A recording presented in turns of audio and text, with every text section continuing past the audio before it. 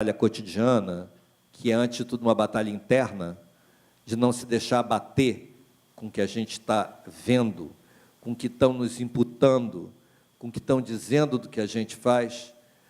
Se a gente ganha cada dia um pouquinho dessa batalha, já dentro da gente, a gente já está começando a construir isso, uma integração acadêmica, uma universidade, que é feita por todos nós. Muito obrigado, eu espero que eu tenha falado tenha feito sentido.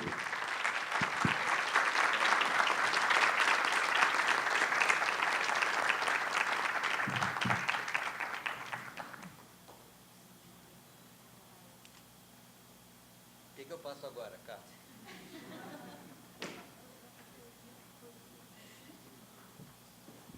Queria agradecer muito, né? O Antônio está aqui. Não à toa a gente convidou o Antônio, porque ele conta para a gente toda essa história, né, afetivamente, dessa instituição, né, que a gente hoje traz para cá como tema dessa semana. E, bom, eu acho que... Vai abrir para perguntas? Nossa, Vocês sabem. A gente tem Vocês aí querem o perguntar Islanda. alguma coisa? Vocês querem falar alguma coisa? Alguém quer falar alguma coisa? Se perguntar, eu respondo. Não tem problema. Aprendi, sobretudo, essa situação. Essa situação me mostrou mais uma vez que eu sou capaz de falar em coma. E até suspeito que morto eu fale. Porque eu dei palestras, entrevistas e coisas de forma que eu não acreditava que conseguisse. Então, mais uma vez, eu aprendi isso. Fala, Marcelo.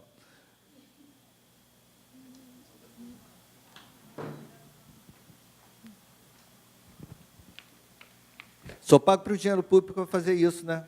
Fazer direito, honrar o dinheiro que ganho, o dinheiro do contribuinte. Antônio, muito obrigado por essa palestra bastante interessante, mas eu só gostaria de fazer uma colocação e uma pergunta para você. Quando você fala, entende, sobre o primeiro início do Museu Nacional, né, com o Dom Pedro II e tal, eu me lembrou de uma palestra que eu assisti anos atrás, quando eu era estudante, do Darcy Ribeiro, aqui mesmo na universidade. O Darcy, né, ele era uma figura bastante interessante, e ele chamava o Pedro II de Pedro Bobão. Esse era o termo que ele usava. E ele argumentava que o Pedro II era uma pessoa que, em décadas de reinado, nunca construiu uma universidade. Então, me pareceu assim curioso você falar o aspecto positivo e me lembrar dessa palestra do Darcy Ribeiro. Você teria algo a comentar sobre isso? Tenho, sim. O primeiro projeto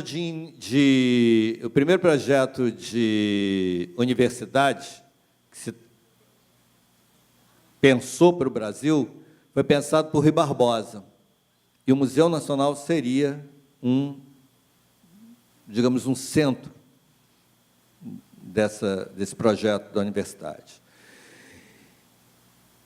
Quando eu enfatizei as continuidades da independência, né, do primeiro império, do segundo império, o que eu estava enfatizando é que, afinal de contas, né, não era tão diferente. Né? Eu disse que tinham umas questões ridículas. Né? Então, Pedro Bobão tem a ver com, por exemplo, mandar como tema do ano do Instituto Histórico Geográfico Brasileiro, o que significava que todas as pessoas que se reuniam ali deveriam discutir, por exemplo, existiram as Amazonas? Tema dado pelo imperador. Tá? O professor Casfaria, radicalmente republicano, né, e uma das pessoas que pensou indiscutivelmente a instituição, né, por mais que chamasse atenção do quanto Ladislau Neto foi, digamos, uma virada, no sentido da ciência da época começar a ser praticada como ciência, o professor Casfaria chamava a atenção de uma coisa que eu não sou concursado para antropologia social, eu sou concursado para etnologia. Então, na minha área, embora não necessariamente isso depois você lembre, se você não trabalha, eu tinha que analisar, tinha que fazer prova prática. Eu tinha que analisar peças de cultura material. Então, tive que estudar as coleções de cultura material. Coisas, enfim. Isso também é uma outra janela, um outro hiperlink.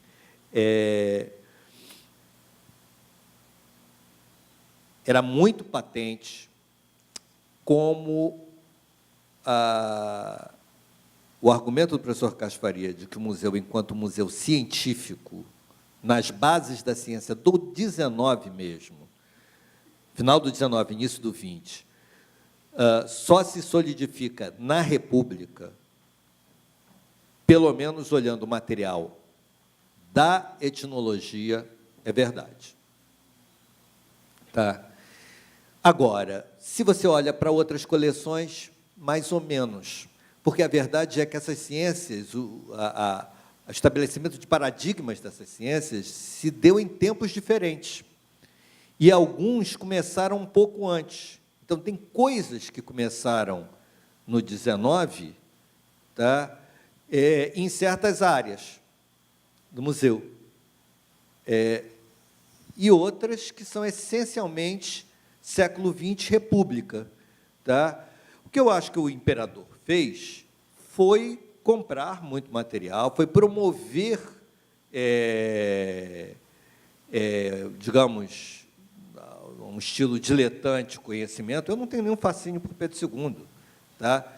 Mas o professor Cássio Faria gostava de chamar a atenção de que tinha um mito, ele escreveu para uma conferência que ele deu comemorativa dos 100 anos da Exposição Antropológica de 1882, um texto chamado Museu Nacional, Espetáculo e Excelência, que está publicado, né? E que ele termina desconstruindo o que ele considerava 3 mitos da história do museu. O museu dádiva real, e ele aí afirmava o museu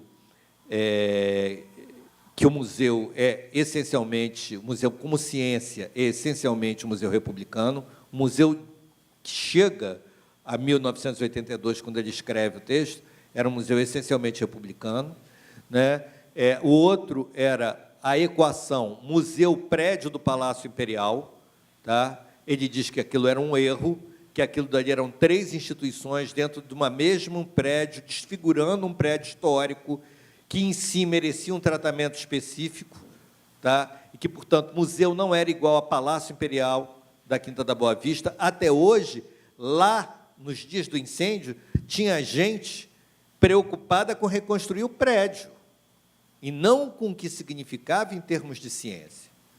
Claro que você vê quem são, mais ou menos, as pessoas depois de um certo tempo de conversa, né?